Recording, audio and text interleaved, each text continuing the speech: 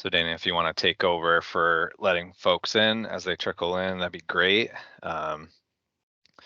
But we can get started. Good evening, everyone. Thanks for coming to our Careers in Social Science panel this evening. My name is Corey White. I'm with Southern New Hampshire University's Career Services Department, Employer Relations.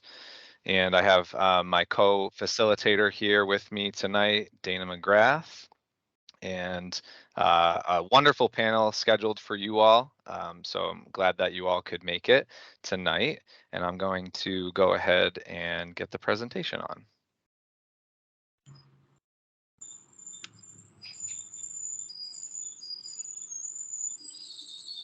So your experience here at Southern New Hampshire University is important to us. It is our policy and practice to create an inclusive and accessible learning environment.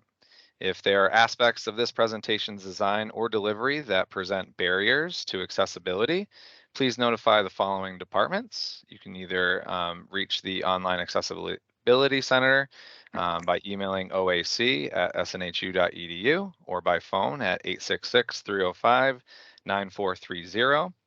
Or if you are on campus, you can reach out to the Campus Accessibility Center by emailing cac@snhu.edu. So we'll go ahead and get started by introducing tonight's panel. First up, we have Leanne Steinhaus from Los Angeles County Probation Department. If you could come off mute, Leanne, and just give us a quick bio and say hello to everyone. Hello. I just want to make sure you can hear me. We can. Great. Hi, my name is Leanne Steinhaus, and I'm the recruiter for the Los Angeles County Probation Department. This is my 32nd year with Los Angeles County Probation. I have worked my way up from entry-level positions to the rank of Assistant Probation Director and currently the recruiter for the department.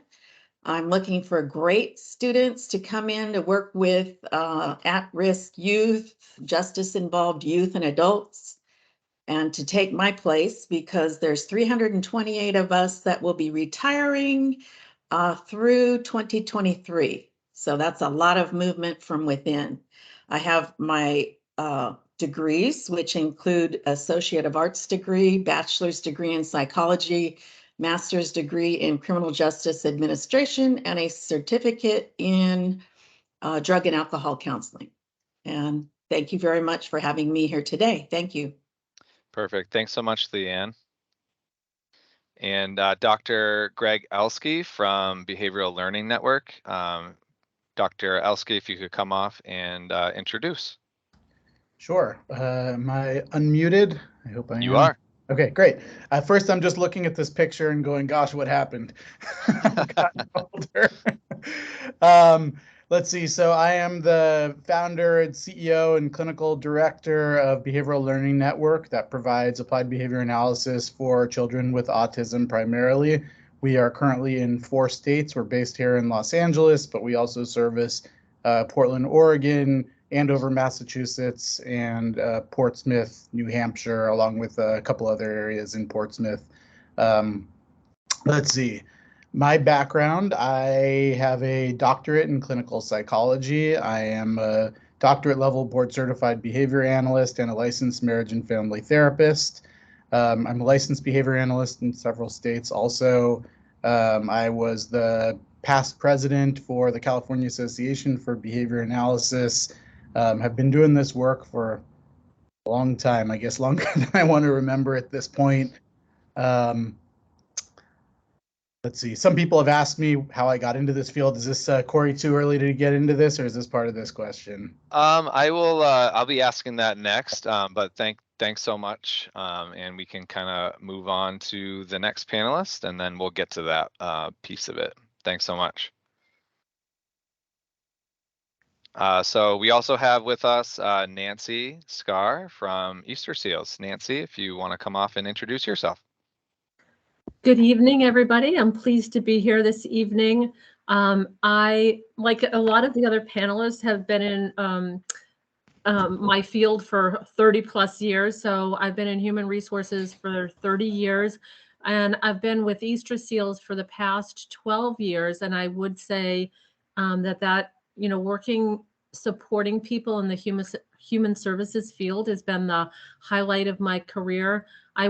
I think that people that get into this field of human services have the biggest heart, and I just admire them so much and want to do everything that I can on my end to support them and to make sure that they're successful and can grow their career.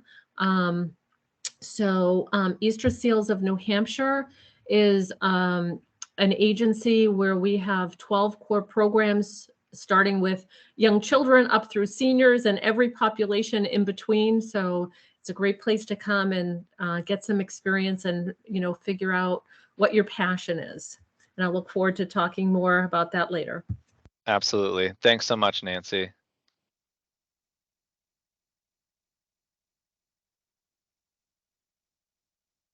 Hey everyone, thanks so much for having me. I'm Emily. I'm a staff assistant in United States Senator Maggie Hassan's office. So yeah, unlike everyone else, I've only been in the fields for like less than a year now. I just graduated from college last May, so I'm like super happy to provide any insight or tips into like job hunting in the pandemic. I know the struggle, but yeah, I studied political science at the University of Maryland. I'm originally from New Hampshire, and yeah, can't wait to tell you more about my experience. Perfect. Thank you so much, Emily. I really appreciate that. Comes to the point now where we'll get into the moderated portion of the presentation, some questions for the panelists. And after that, we'll open it up to Q&A. If at any point you have a question, feel free to use the chat box. We have some folks in there that'll monitor the chat and answer any questions. And if you have some for the panelists, definitely keep them and we'll curate those. And then when we get to that point as well, if you could use the little function in here to raise your hand, we'll be able to call on you nice and easily and kind of go in the order that we get them. So just a quick spiel on that, but without further ado, let's get into some of the questions here. So first question for the panel, and I'll get everyone's take on this, but if you could describe how your past educational and professional experiences led you to your current role. So I will start with Dr. Greg Elske. All right, thanks, Corey. So how did my past experiences, so I guess to answer that question, it probably starts with how I got here. And so as an undergraduate student at UCLA, I was looking through the catalog for an upper division elective, and I found a course that was called behavior modification. I was a psych student, by the way, and I thought that was hilarious. And I thought, I'm going to take that class because it would be a good way to modify women to get dates. I was painfully shy, and that's what it was. But the reality was, as luck would have it, that class was taught by a man by the name of Ivar Lovaas, who was the pioneer for the behavioral treatment for autism. And I had the opportunity to work with him for the next several years, and he became one of the greatest mentors and impacts on my life. So how did that impact me? Well, having the good fortune of getting to work with him, it made me extremely marketable in the field, even when I didn't even know that this is really what I wanted to do when I grew up. And so I think that really played a big background. I then later on went on and did graduate work in psychology, and the mixture between behavior analysis and clinical psychology was really a nice combination, because a lot of what we do is work with families, and learning how to be a good listener really matters. Fantastic. Thanks so much. Next victim is going to be Emily Kane. Emily? Yeah, of course. So like I said, I studied political science and government at the University of Maryland, and that kind of, helped me learn sort of the nuts and bolts of Congress and democracy. I would say like prior to that, I don't know, I think I just chose political science because I thought it would be an easy major, to be completely honest, and then discovered my passions as I was in my courses. And just with Maryland being in sort of the DC area and being a political science major, there's definitely a big draw to Capitol Hill. You know, that's where the magic happens. And so during my senior year of college, I was a legislative intern in Senator Hassan's office. And I chose Senator Hassan because I'm from New Hampshire. She was my senator and also my governor. So kind of felt connected to that. And yeah, that kind of gave me a taste of working in policy and on the Hill, and I loved it. I tell people this all the time that I feel like I learned more about Congress more in the 4 months of my internship than in 4 years of college. And I just loved it. So when it came time to apply to jobs when I was graduating last May, there was an opening in Senator Hassan's office, and yeah, been here ever since. Cool story. Leanne, same question to you.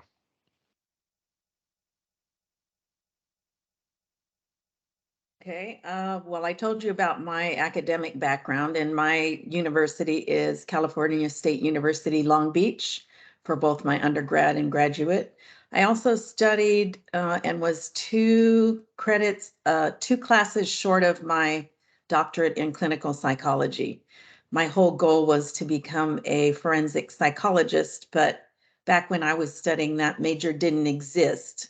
So I paired it with criminal justice, and that's as close as I got to it. I got promoted, and so I never went back to finish up those 2 classes. But I see in the chat, somebody said there's something to be said for stumbling into your career passions. Back in my day, and I feel really old now saying this, but we looked in the newspaper ads for jobs, and I was circling little ads in the Los Angeles Times. Oh my God, and I found one that said, psychology majors apply. And I said, oh my God, I can use my degree to save the world and help kids and all that good stuff. I have no clue what a probation officer does, but I am going to help kids. So basically, I went and I applied and went through the whole process. It took 10 months, way back 32 years ago, to get through, and I made it. So it wasn't a choice, but I'm happy to say I've loved my entire career. I've really enjoyed working with people and the staff that I work with. So I was a stumbler too. If you're passionate about what you do, that's all that matters, right? That's where it goes. So thank you for sharing, Leanne. I appreciate it. Last but not least, Nancy, if you want to give us a little bit of background and about your current role. Sure. So when I graduated, I did not start off in human resources. I graduated in political science, like Emily, with also with a paralegal certificate from Regis College. And I had done internships in the governor's office in Massachusetts and in my city, and I really thought that I wanted to get into law. So my first job was at a Boston law firm, and I decided that that was not for me. But I think one of the things that I stumbled around in my career a little bit until I found human resources. But I think what's important is that every experience that you have is like a building block. So even if you get into something, you learn about yourself and you develop skills. So over time I developed my ability to be able to relate to people and to solve problems and to provide training and to recruit people. So those skills that I guess I developed skills that I didn't even know that I had. And it's okay, I would say, to stumble a little bit as you're out there and kind of getting some experiences and really trying to lock in what you're passionate about. And it will come to you eventually, hopefully sooner than later. But, don't be afraid, to keep trying until you find whatever it is you're passionate about. Great advice. Thanks, Nancy. All right, so next question for our panel is going to be, what are your favorite things about the work that you do? And what are some challenges you've encountered within your experience within your industry? So I will start with Leanne. Okay, well, I would have to say, after thinking about it for many years, it's been consistent from day one. And what I have really enjoyed and what is my favorite thing is the cultural diversity of my peers and colleagues and the population that I have served in Los Angeles County.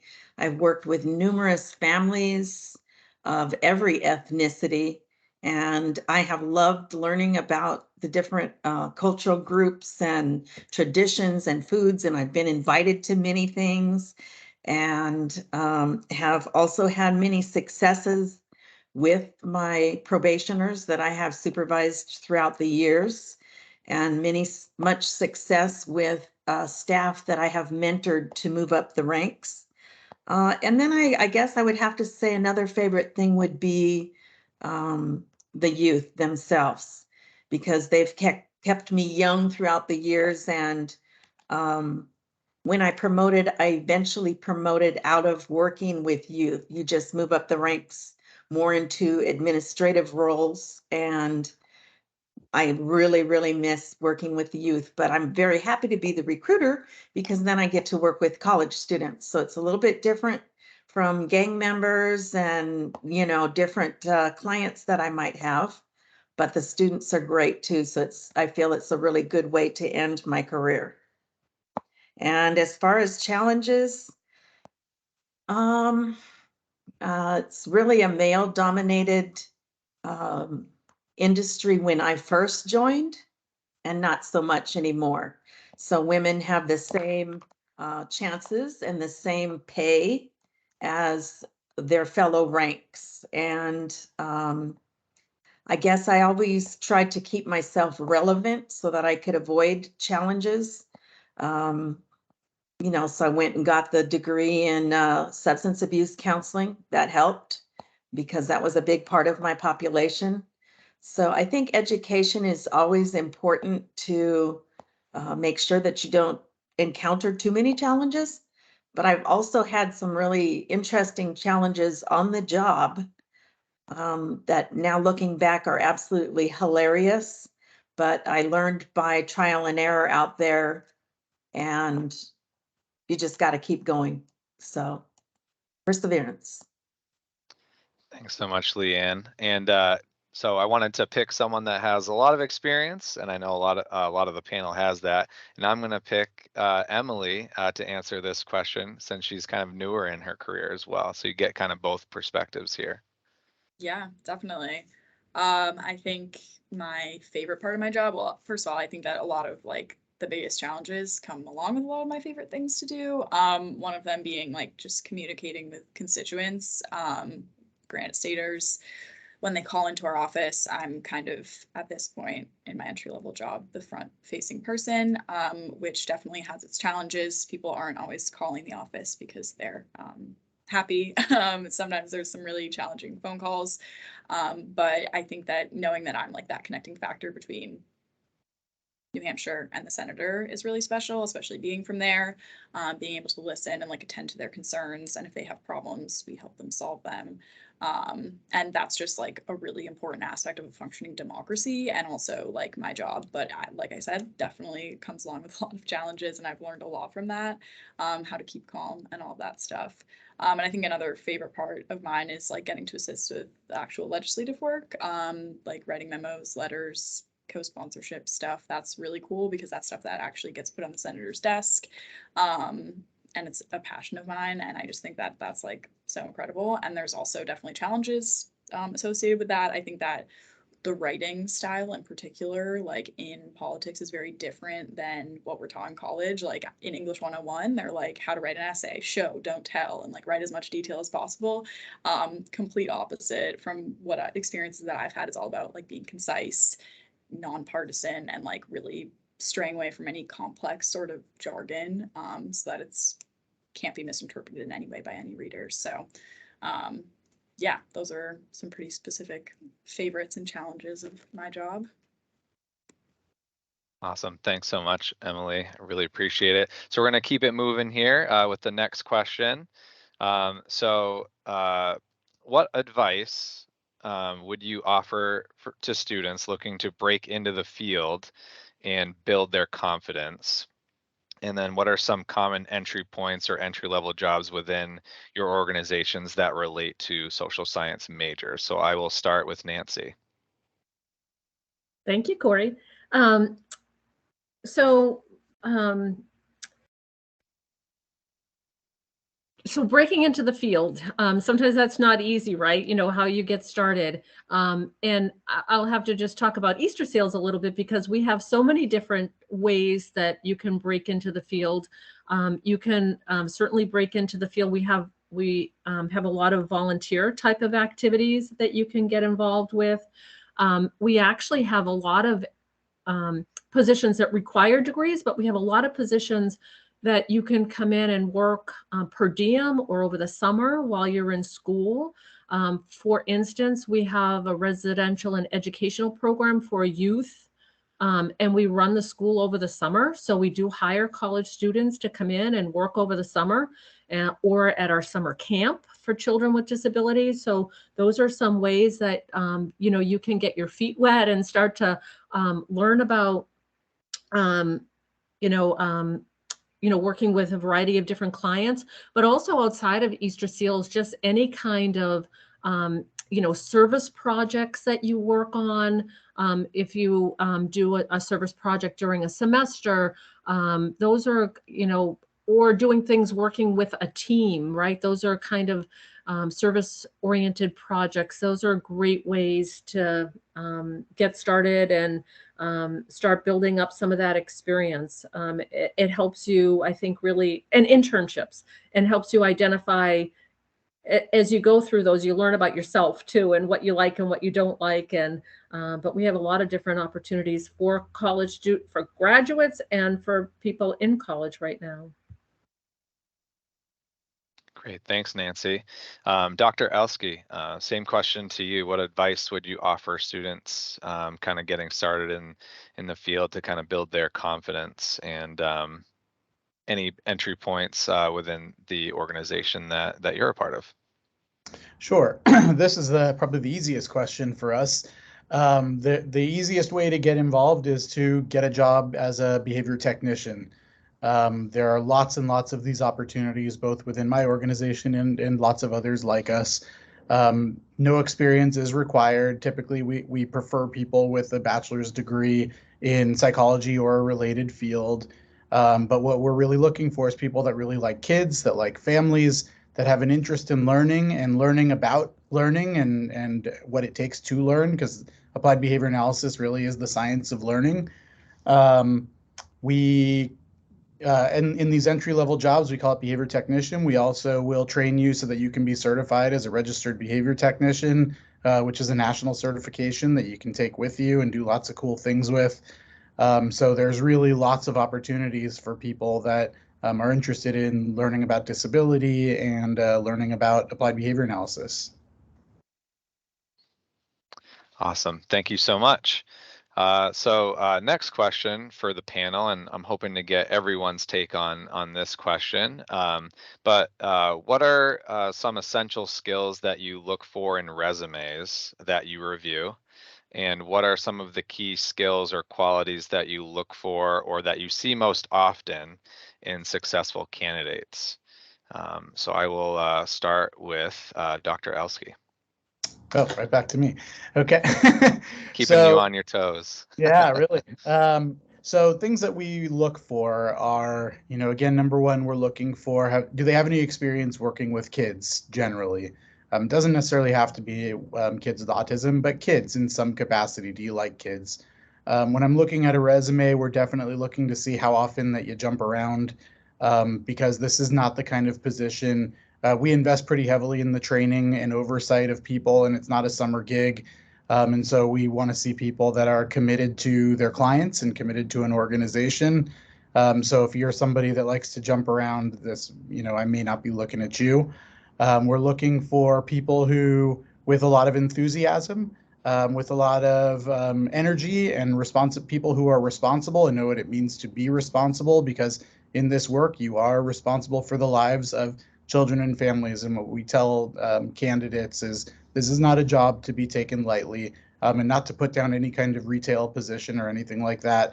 But kids with autism need consistency. And they deserve that, and they deserve a certain level of commitment. And so we're looking for people that are going to be enthusiastic about the children and families that we serve, and they're ready to take on the level of commitment and responsibility that is needed in order to really make an impact on the lives of.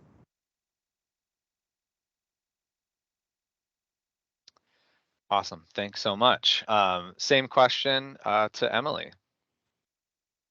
Yeah, definitely. I think in terms of like a great way to get your foot in the door in our industry is internships. I think when we're hiring for internships, we don't necessarily look for any sort of prior political experience. Customer service skills are super important. You wouldn't immediately think that when you're thinking a job in politics, but as I mentioned, there's a lot of constituent services involved, and customer service is huge. So that could be like your traditional waiting tables, type of customer service job, just, people skills. And then also I think just great communication skills that could be like both oral and written. Like I said, a lot of talking to people, lots of writing. And also one thing that we do look for is, and a lot of Senate and House offices look for is either state or district ties. That's just so that you know about the district that you're working for, you're familiar with the senator or the representative that you're working for. So yeah, we love to have people from New Hampshire work in our office, or New England more generally. But yeah. Thanks, Emily. Same question to you, Leanne. In your industry, what are the essential skills on resumes that you like to see most often, or see that successful candidates have in the industry that you're in? Well, I think one of the primary skills is communication skills. I agree with Dr. Elsky on the passion and compassion to work with this population of youth. We also have developmentally delayed, autistic, commercially sexually exploited children that we work with. They've all had trauma in their lifetime. And so it really takes a big heart and commitment, but it also takes communication skills. And I find that that is something that all of us need to really work on and improve. And just listening to Emily Kane, she's a young person that just graduated not long ago. So congratulations, you're in a wonderful position. But I love her public speaking skills. You have to be able to think quick on your feet, answer questions. Same with the kids. They're going to come at you with all kinds of different questions, problems, challenges, crises, and you have to respond. You can't just look and say, wait, let me look that up in my manual, because it doesn't work like that. So I like how Miss Kane has answered things quickly on her feet. She's well prepared and confident. So I think that's really, I love to see that in young people, especially students, because I honestly don't see it that often. And I've been on our interview panels for about the last 12 years, and people are not prepared for interviews. And I could say I wasn't either 32 years ago. I had no idea what a probation officer did. Because I was young and I lost my mind, I didn't look into what the officer did so that I could answer questions. Well, I guess I faked it enough to get hired. And so now I know, but there's nothing like practicing and preparing for what questions you think they may answer. I mean, they may ask. So it's very important to be prepared, and your communications are essential in every area, especially if you want to promote up. Thank you. Thanks, Leanne. Well said, and so important to have empathy, right? Kindness goes a long way, just in general. So really appreciate that. Last but not least, on the same question, Nancy, if you could provide some context. Sure. Well, I think we've hit most of the key points. I think it's that consistency. We want to know if we're hiring you, you're going to come in and you're going to be devoted to our clients and stay. So some consistency. I think Leanne said, being able to think on your feet and problem solve, that's huge. Having a good common sense, kind of demonstrating that you have common sense and you can think through and come up with good solutions to things. And being team oriented. I think most people that work in this field, they can't do it alone. And so you really have to be open to feedback and to learn from one another and to act as part of a team. And then I think in general, we just look for people that can demonstrate that they're service oriented and that they're committed to a mission, that really kind of a mission driven person. And then finally, I'll just say one final thing is I agree with Leanne that I think people flounder a little bit in their interviewing, and I think you want to come in with a strong story of who you are, right? Like, why are you sitting there, or why are you looking for this particular job? And you don't want to say like, oh, what are you interested in, and someone responding like, oh, anything, any job, I just want to get started. No, I want to hear what you're passionate about, even if it's just a start. But you want to have some kind of story to share when you're getting ready to interview, and your resume should demonstrate that, and your interview also. That's great advice, Nancy. I think when you're passionate about something, it also comes across in an interview, especially when you're showing and demonstrating that passion, you really start to light up, and I think that comes across to the interviewer. So great advice there. Next question for the panel is where do you see your industry heading in this decade by 2030? And what can emerging professionals do to prepare for success with those changes? I will start with Emily. Yeah, definitely. I mean, I imagine, fingers crossed, considering it's the government, like hopefully not that much will have changed, like structurally. But I think our country will undoubtedly face some like politically polarizing events in the next decade. And with that, I think that professionals that want to go into the political field should have more of like a policy mindset rather than like political, like partisanship is what I mean. Like rather than having partisanship and polarizing issues in mind, like actual policy. I also just think that, this is a huge industry and it's really easy to like, think that you have no voice. But I think that even like a job that feels as small as mine, and even though I like just had my foot in the door, I think it's really important to know that like change is possible. And if you're really interested in like creating change in the political world, like you can, and the best way to do it is to just do it. Thanks so much, Emily. Dr. Elsky, same question to you. Where do you see everything going within your industry? So our industry is relatively young, and like all industries, when there's a growth industry, what you often will see is massive expansion, which is where our industry is currently, followed by consolidation. And so where I see this is I think consolidation is coming. Right now, the opportunities to enter and advance within our field are abundant. Throw a rock and you will find an ABA organization with lots and lots of opportunities and pretty high-paying salaries, relatively speaking.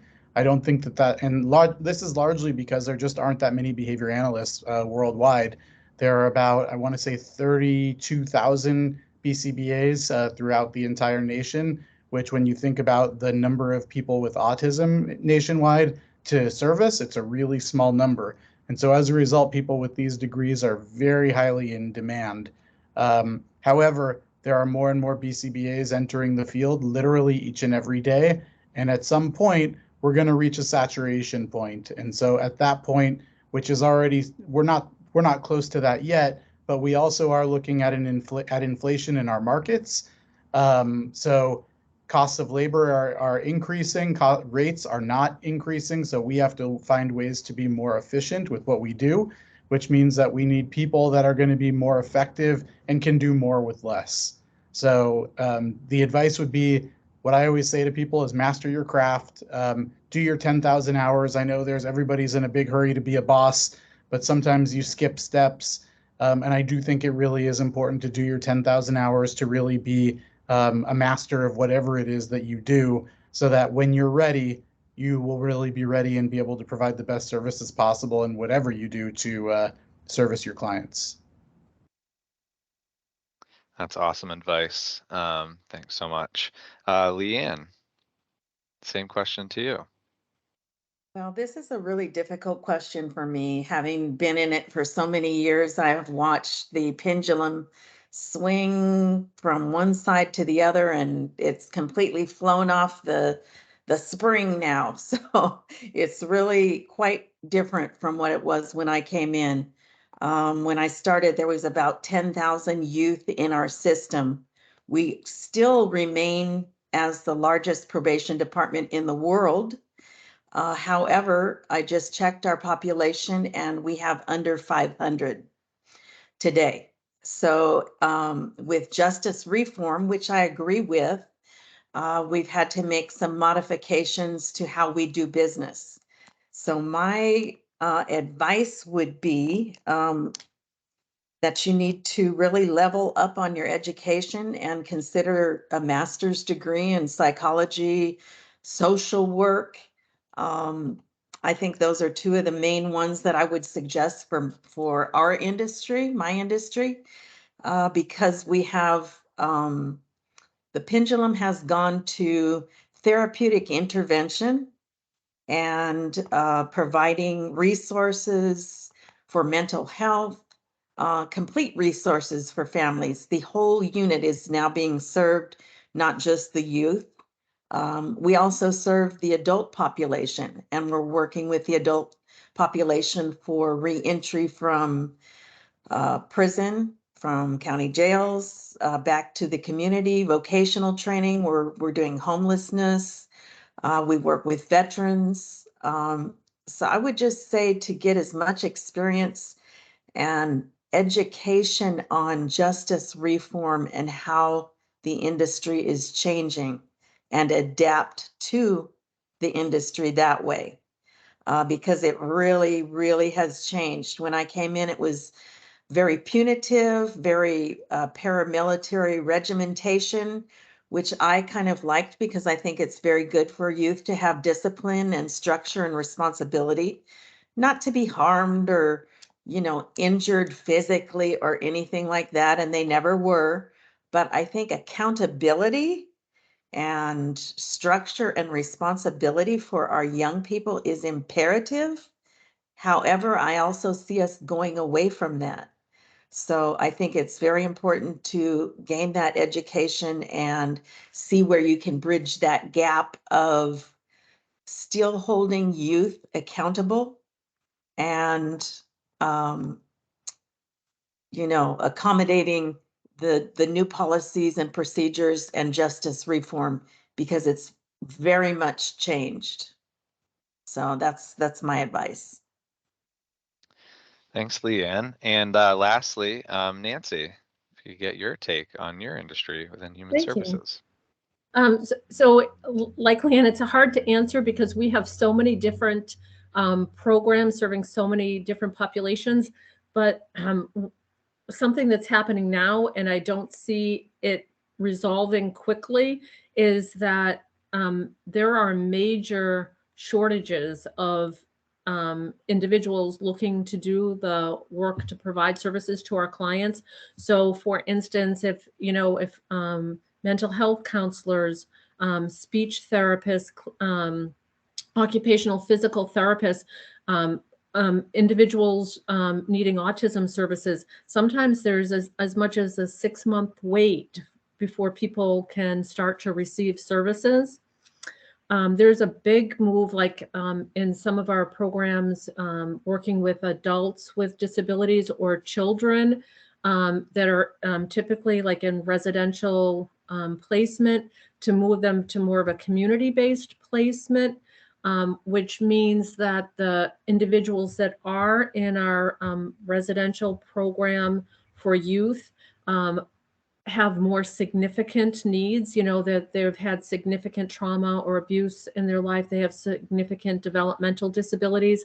So we're really looking for individuals that are highly credentialed, people that have bachelor's degrees, that can come in and grow. We're doing a lot of training right now in trauma-informed care that talks a lot about how the brain gets wired when there's trauma and how best to care, that it's not a punitive type of therapeutic approach, but it's much more centered on trauma. I think that's a way that the industry, at least Easter Seals, is going, and I think the industry in general.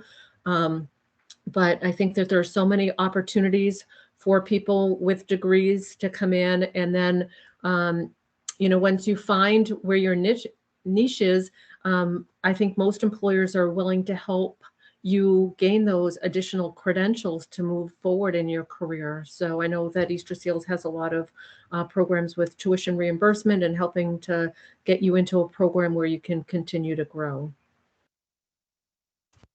Absolutely. Thanks so much. So here comes your chance, SNHU students, to grill the panel yourselves. We're going to open up Q&A now. So here's what we're going to do. At the very top of the screen here, you'll see a reactions button. And if you hover your mouse over that, you'll see a raise hand. So if you can kindly do that, if you want to come off and ask your question, raise your hand and we will call on you, just like the good old classroom days. And that's how we'll do this. If you aren't comfortable coming off your mic and asking the panel a question, we're happy to take your question in the chat as well. So with that, I will open it up. And if you all are super shy, I will ask more questions. So again, now is your time to shine. So it looks like we do have a hand raised. So we will see who that is. Patricia, if you want to come off mute and ask the panel a question. Hello? Yeah, we can hear you. Oh, you can hear me? Hi. Perfect. This is great. Thanks so much for having this. Question for Greg Elsky about the behavioral technician. With working with these children and families, is it like a one-on-one type experience, or are there is it like a group of kids that you're working with, or is it specifically just that one child that you're working with? Good question. Our work is primarily one-on-one. That's the model of treatment that we provide. The services may be provided in children's homes or schools or sometimes in the community. But yeah, our service model is one-on-one. Great. Thanks for your question, Patricia. Really appreciate it. Did you have a follow-up question, Patricia, or just the one? Just that one. Thank you so much. Perfect. Thank you so much. We're going to go to Jasmine. Hi, can you guys hear me okay? We can.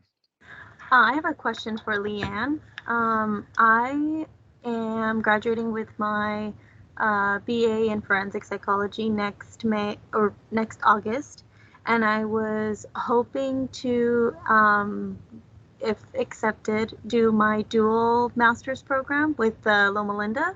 So it would be a master's in criminal justice and then a master's in social work as well.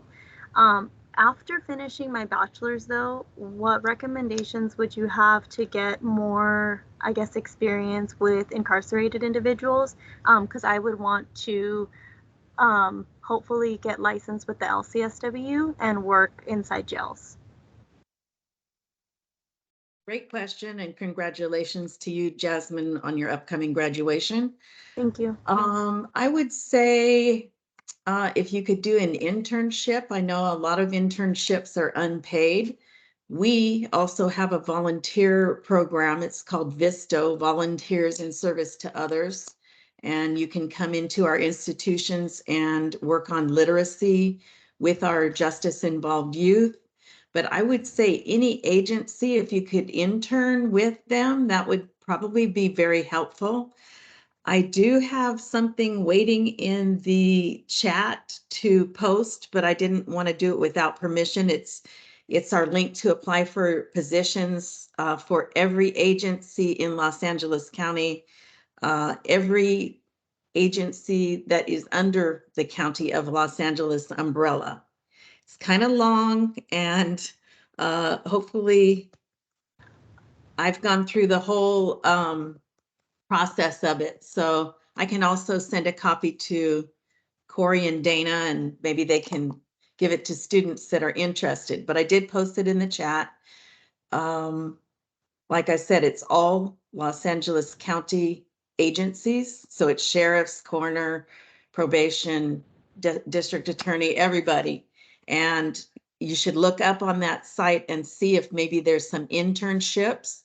I know we just this morning, and it usually closes pretty quickly, but we have professional student worker in various agencies throughout Los Angeles County. And I know Southern New Hampshire University students are, nationwide. So you never know where somebody might, Loma Linda's right here. So we also have a position, the only position that we hire off from the community, we call it off the street, is Deputy Probation Officer 2, Treatment and Counseling. And it is a sworn peace officer position and a therapist. And it works with our justice-involved youth in our institutions, providing both group counseling, individual counseling, and crisis intervention.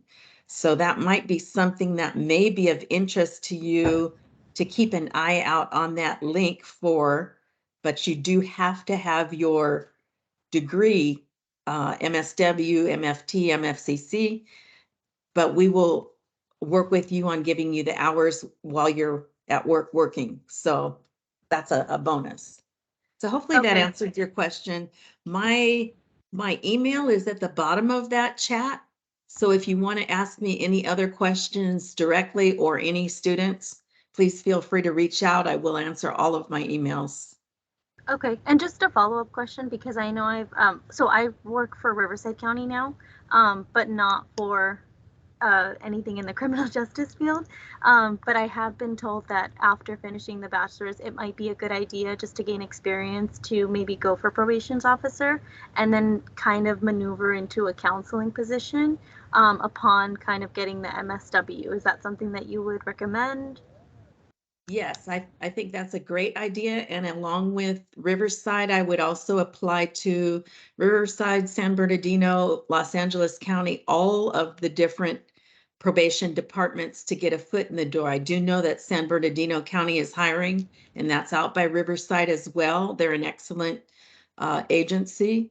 But yes, any experience that you could get, even if you volunteer with those agencies or do an internship, I think that would really be helpful for you to have that hands-on experience working directly with the youth. Cool. Thank you so much. I appreciate your answers. Thank you. Awesome. Thanks, Jasmine, for your questions. Next question is from Tina. Tina, if you could come off mute and ask your question. Hello, everyone. Can you hear me? We can. First of all, thank you for sharing the information. It was very insightful and helpful. My question is not to one particular person, but basically, I live in Mississippi, and I know there's I hear about the opportunities in New Hampshire and everywhere. Is there a demand for work from home opportunities still, or is it kind of limited at this point since the COVID is kind of not as bad as it was?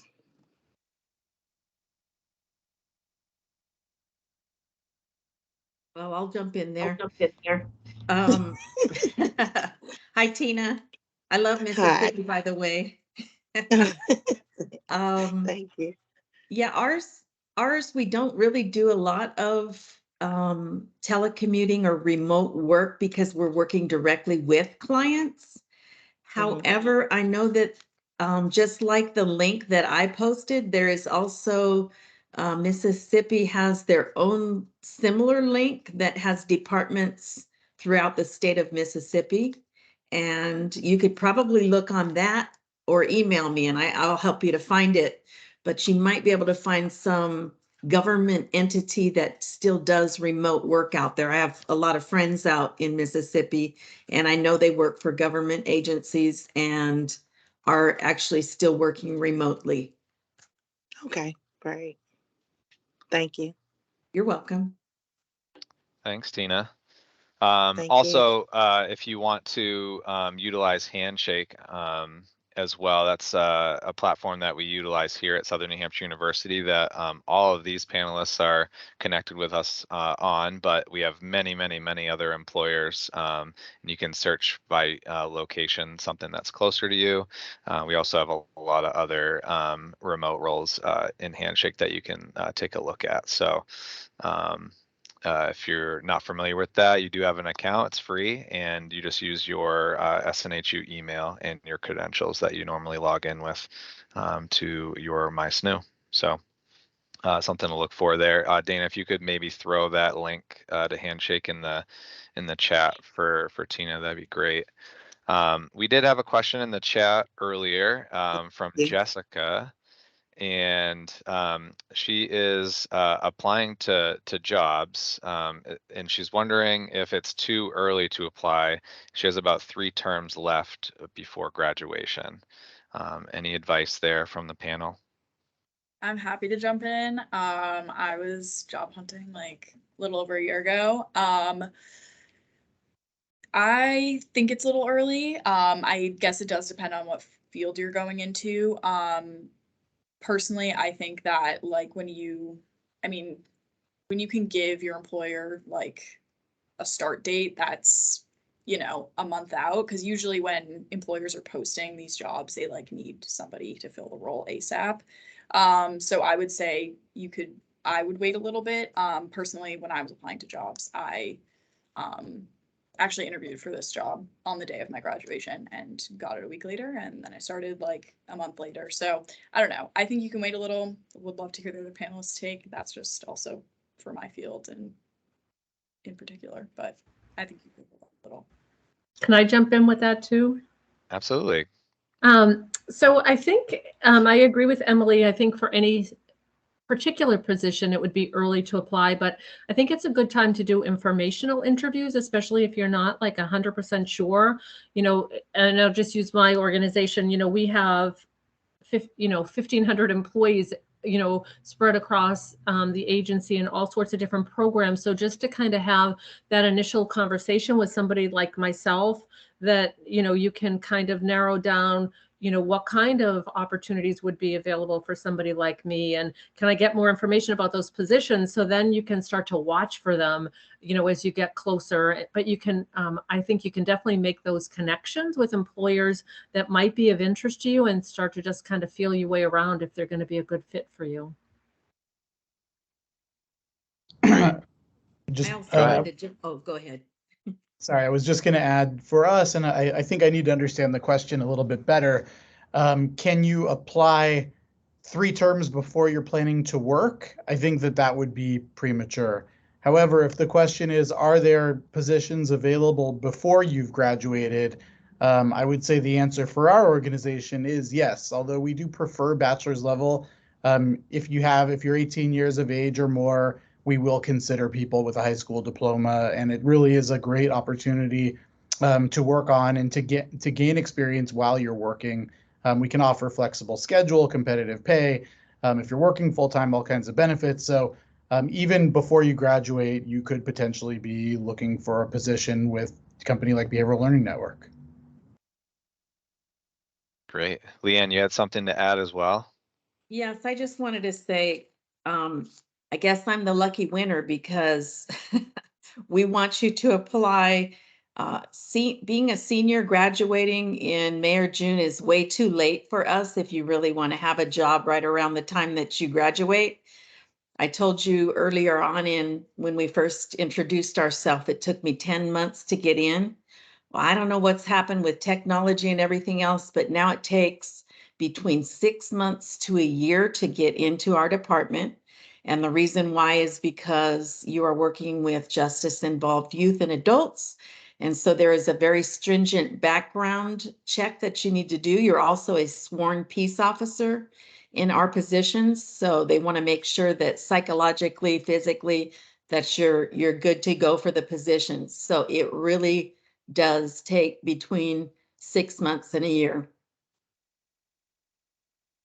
Definitely, yeah. So it all depends. All depends on the role, the industry, the employer. So just kind of doing your own research, I think, is super important as well, and to where you would like to start working. But thank you for the question. We really appreciate it. So I saw another question in the chat as well, and I'll ask it to, I guess, all of the panelists. So I know, we have employers kind of from all over the place throughout the country and represented here on the panel. But do your organizations offer relocation assistance if folks are say in a different state and they are really interested in your organization and the role and they would want to work for you and get that jump at that opportunity? What does that look like?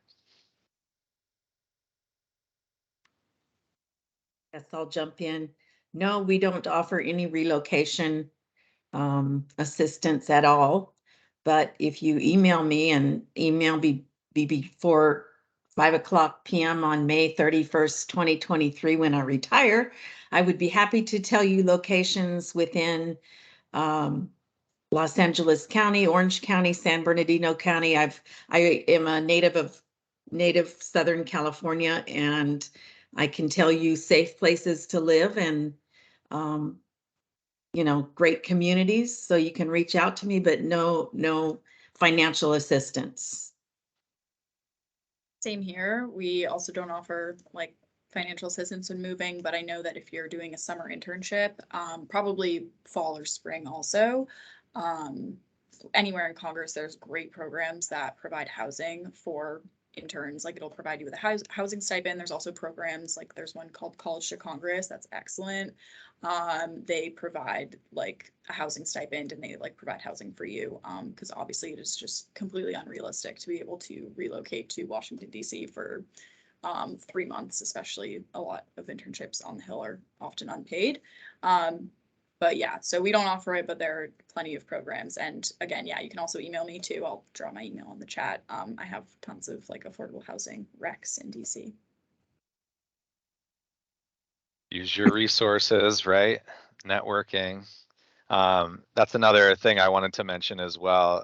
If you all feel comfortable putting maybe your LinkedIn or something of that nature, if students want to take that action upon themselves to reach out and connect with you all after this, feel free to do so in the chat.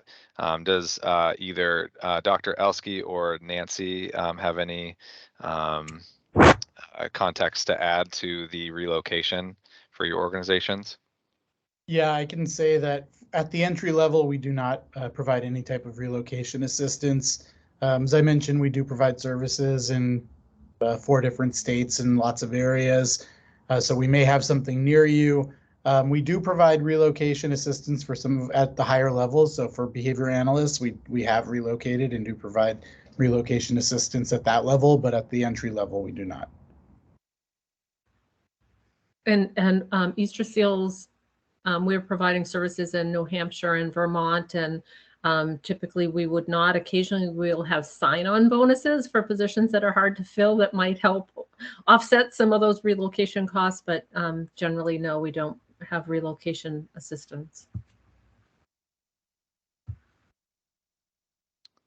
Thanks so much.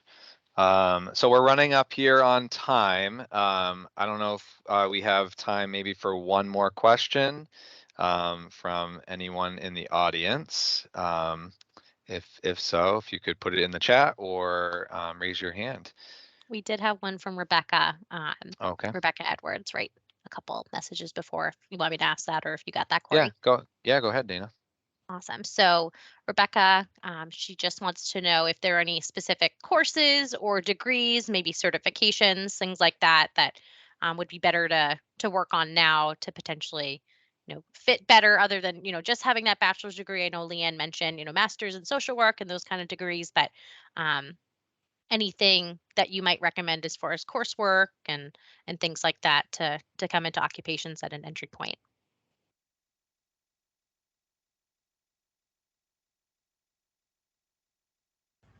I would say any courses that focus on trauma. A lot of clients, some of the root causes of some of the issues are trauma. So if there's any courses that focus on trauma, that would be useful. I would say anything writing skills. I think that's kind of hard to come by these days, but yeah, I just think that's so important in any field that you will ever work in.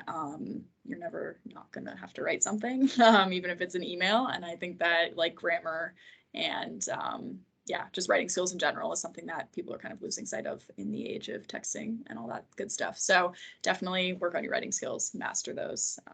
Yeah. And I would say, along with the advanced degrees, I would say brush up on, as Nancy said, cultural competency and trauma-informed care are huge and are here to stay, along with writing skills, public speaking skills, and communication skills.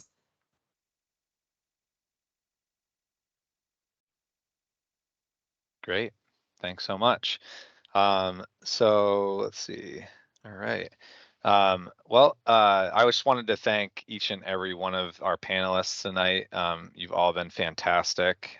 We really appreciate the time and all the insight. I know I learned a lot, and I'm sure our students did as well. But with that, I will conclude the panel this evening. And again, thank you all so much for joining us. Thank you. Thank you for letting us participate. Yeah, Thank you thank for you. having Best wishes to everybody.